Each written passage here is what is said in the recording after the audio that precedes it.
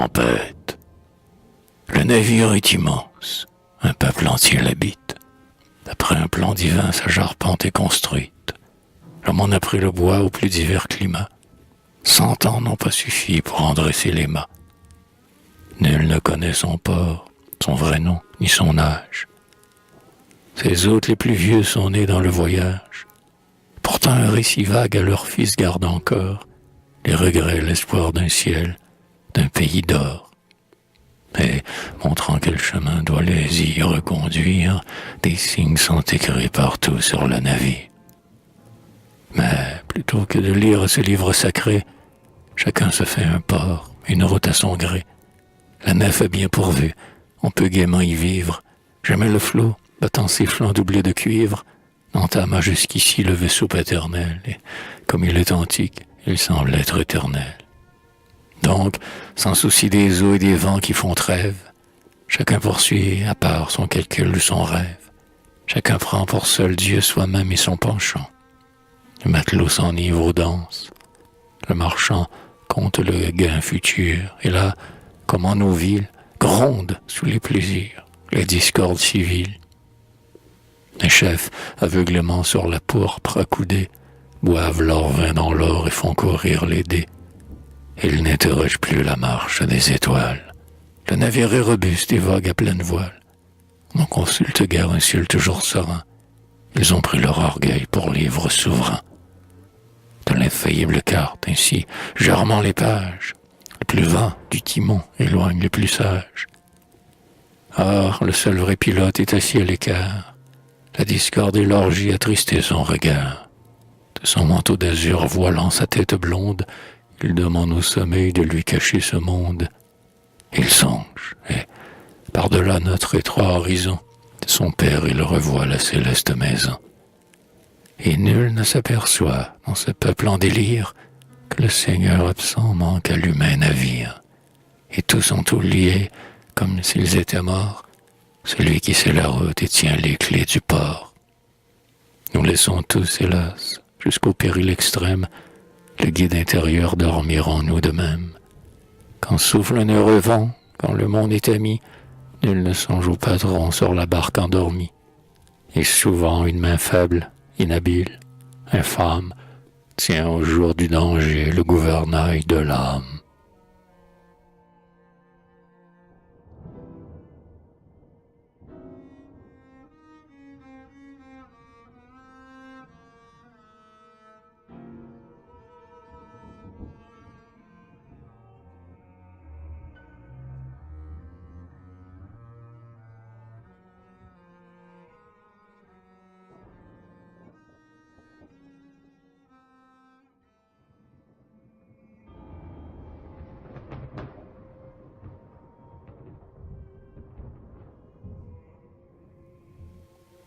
Voici l'écueil, l'assaut des flots inattendus, dont les cieux consultés nous auraient défendus. Voici le grand orgueil qu'aucun orgueil ne dompte, l'océan qui rugit, la mer qui monte. Qui pourra l'abaisser, la superbe des eaux? Homme, un autre que toi guide au port les vaisseaux. Toi, tu sais, dans le chêne ou l'or que tu découpes, tu sais tailler leurs flancs et festonner leurs poupes. Tu sais tisser la voile et nouer les agrès. De l'aimant conducteur, tu connais les secrets.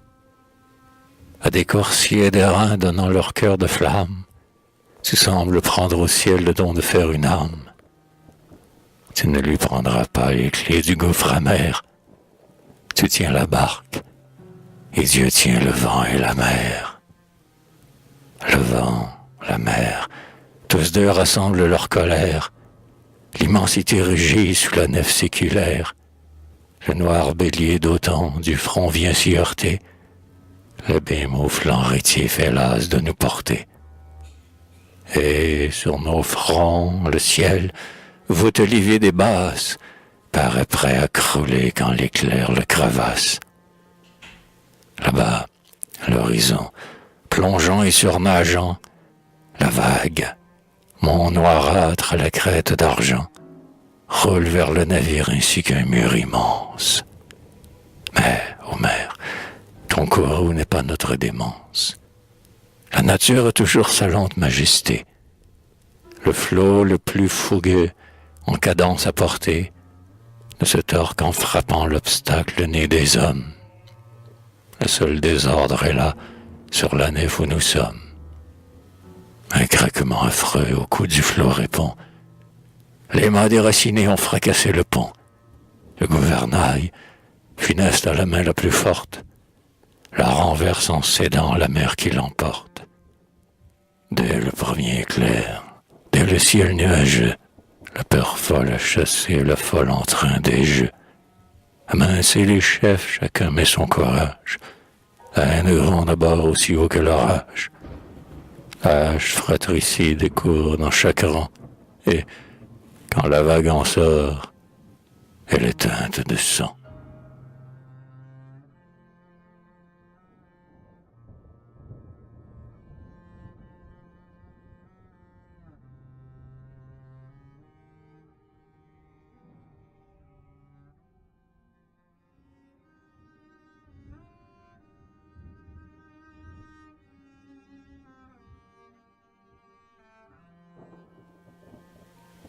Mais, ô divin pilote, en ce lâche tumulte, quelques hommes encore te conservaient leur culte. Et, malgré ton sommeil, tu leur étais présent. Ils savent la vertu de ton nom bienfaisant, ce nom qui, prononcé dans l'horreur du naufrage, te rappelle au timon et conjure l'orage.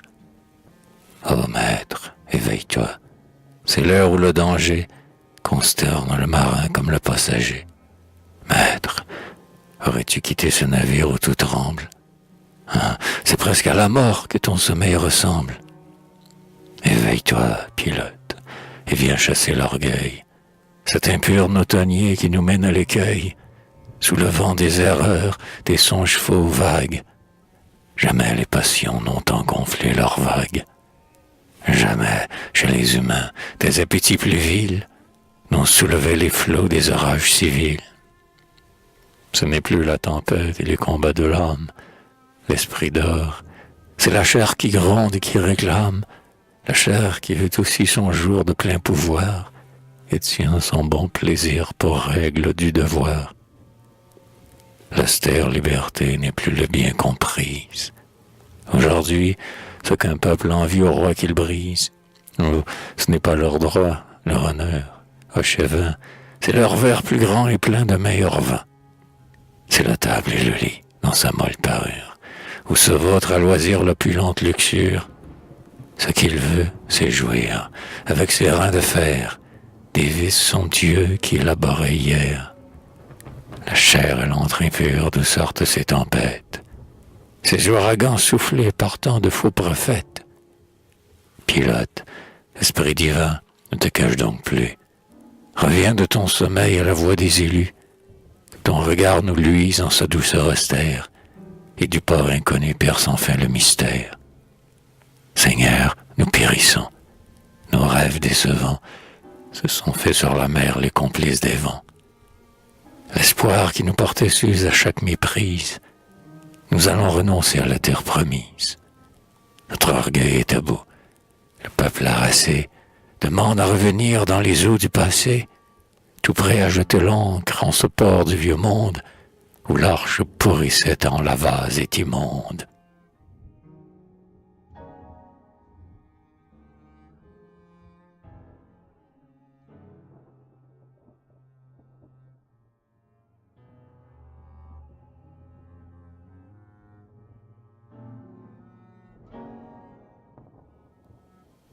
Or, Jésus, que la foudre avait laissé dormir, entend dans son sommeil supplier et gémir. Il se lève, la paix sur sa face est empreinte. Ayez foi, nous dit-il, et vous serez sans crainte. Puis il commande au flot, le geste de sa main, calme et fait obéir l'onde et le cœur humain. Et l'arche du pécheur, qui porte un peuple en elle, voit poindre à l'Occident une terre nouvelle.